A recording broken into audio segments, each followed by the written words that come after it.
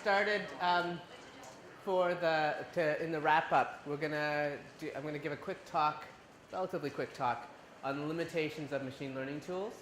Hopefully this is a nice bookend to what we talked about this morning in terms of how to do evaluation, how to do design, how to set up a study design, and just the mere fact that there are so many tools available, it's probably worth at least exposing, if you're not already aware, some of the dangers or limitations of the tools that we have available to us. So there are just an amazing number of tools. I was just doing some searches over the last week about what tools there are to perform machine learning. And rather than going into the details of each of those tools, I think what's really interesting is how accessible the availability of these tools has made machine learning to people. Right? I have never had a machine learning course in my life. I'm kind of curious. How many of you have had a machine learning course before? That's great. I'm actually surprised it's so high, given that most of the people I work with have never had a machine learning course, yet everything I do involves machine learning, and I force them to learn enough about machine learning to apply it to different problems that we work on in my research group. I love this quote by Ian Whitten. He's one of the authors of the Weka toolkit. To work with data, you've got to understand the domain. My mission is to move data mining into the hands of the domain expert. So he's trying to make machine learning, or the accessibility of machine learning, make it so easy to use and so available on a wide scale that you don't have to be an expert in machine learning to do it. You can just be a domain. You can be a regular domain expert. So just show of hands, how many of you use Weka? Okay, about half to two-thirds. How many of you use, let's say, Google's cloud infrastructure and machine learning system? Nobody. One person. Okay. How about Microsoft's Azure for machine learning? Cloud system Azure? One person. What other tools do you use? So those of you who are not using Weka, what do you use? Python scikit-learn? LeapSVN. What was that? LeapSVN. Yep. 9. Yep. MATLAB. Anybody use any of the new languages like Scala or anything like that? Torch. Yeah. R, yes. Okay. So there are a number of these tools that are available for you. So for those of you that use Weka, why do you use them? Because it's free, easy. Experimenting, have a rough idea. Good. What else? Why else do others use it? Because others use it. Yeah. Anybody else? I bet it's because it has a UI, a user interface. Yeah. Sort of makes it easier. I think that's actually a huge reason, right? To use R, to use Python scikit-learn, to use Scala, to use the Google Cloud or the Microsoft Azure, you actually have to get in the guts and start programming. Weka is one of the few tools out there. There are some visual analytics tools that are out there where you don't need to program. But Weka is the only true machine learning tool I know of that you don't have to do any programming for. You can just start importing your data and do feature engineering and run the whole process through. One of the interesting things is, I'll skip that, it's probably less important. So what I want to talk today is about the problems with using tools like this.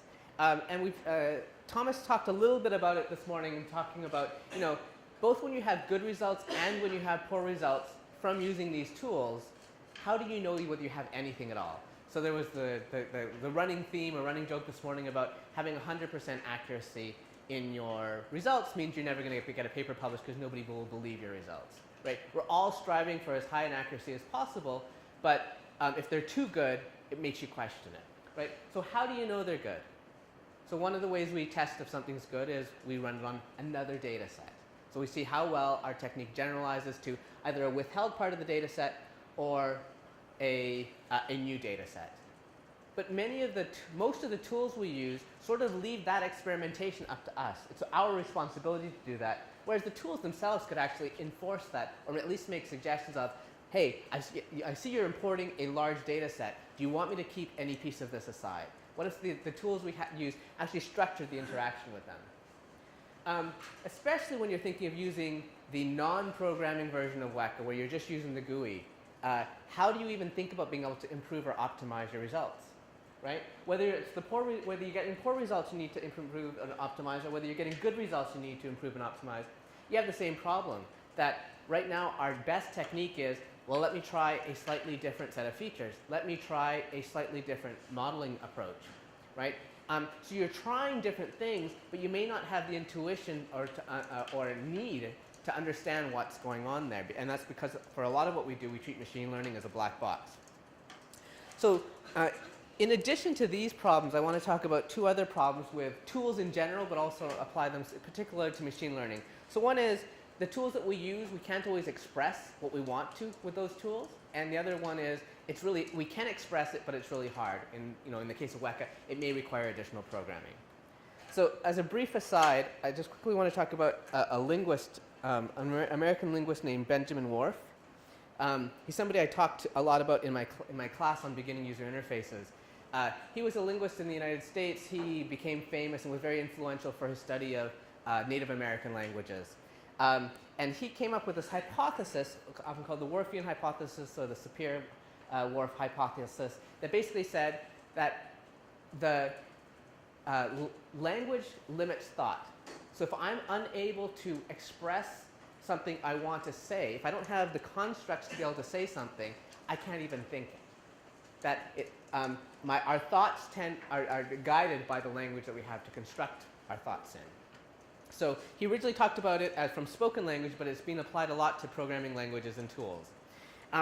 So if you can't, that's the case where you can't express what you want. You have a set of tools. The tools only do X, Y, and Z, and you need to do A, B, and C. What do? So if the language doesn't have, or the tool in this case, doesn't have the capacity to express what you want, you're kind of stuck. Our choice is either to do less, not do what we wanted to do, or change what we wanted to do. And neither one is particularly satisfying. So one of the biggest complaints about Weka, so there's two major complaints. If you read about Weka, there's two big disadvantages. One is that it's in Java, so it's not as fast as it could be. But the other big complaint about Weka is that until very recently, in order to use Weka, all your data had to reside in memory. So if your data didn't reside in memory, what are your options? Right? And these days, most of us are working with very, very large data sets. So we can change the tool, right? But I bet those of you that use Weka are not so willing to change to a tool where you're going to have to program. If you're using the GUI, you're not going to change to a tool that you have to program. If you're using scikit-learn, you're not going to change to R, for example. Right? We get embedded, we get fixated on the particular tool we have experience with, and we're unlikely to change. Second thing, which I have had students coming back to me and say, oh, it just can't be done. Let's work on something else. It's not very satisfying. And it's not the answer I accept. The third one is really problematic, and this is really what has to be done if you insist on using Weka. It's to break your data set down into multiple data sets and do analysis on the data sets individually as much as can fit into memory, and then try and combine the results. But to do that well is really, really challenging, as Nils and others have spoken about this morning. So other issues are we want to continue treating machine learning as a black box, and to some degree we want to, right? We want to be able to offload the expertise of machine learning people and be able to focus on our applied uses of it.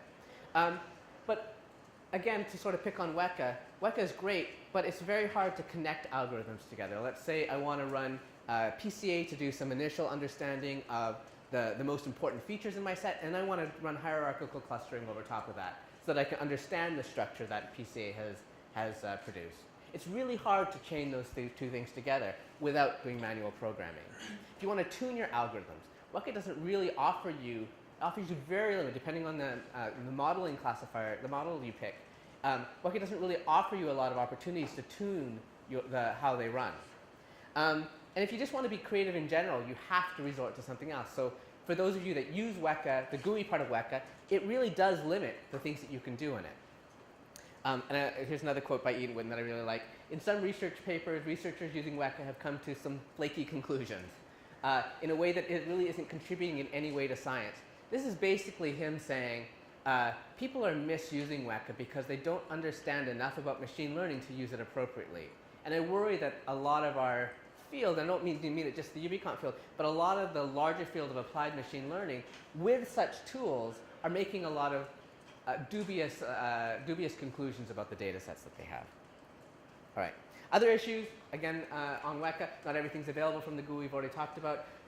You can't again, picking on Weka, you can't always export all of the models that Weka has, right? The idea behind Weka is that you can do your feature engineering, although you have to do that mostly yourself without Weka's help. You do your feature engineering, you do your training, you do your testing, you get this model, you're happy with it, and then you can export the model in Java as a piece of Java code, and you can use it in a real-time application.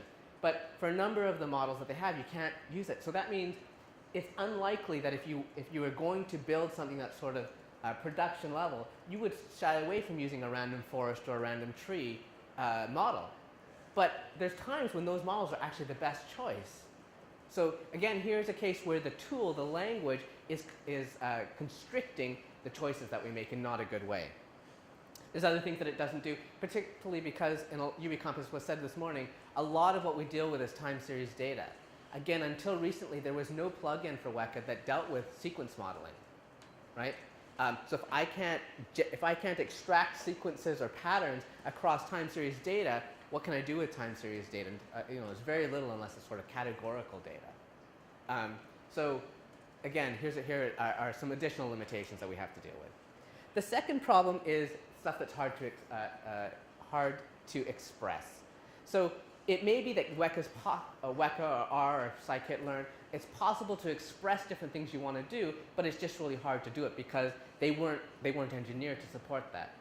So one of the best pieces of advice I got, and I'm not sure I really followed it in my career, but one of the best pieces I got when I was working on my PhD thesis was from a behavioral scientist.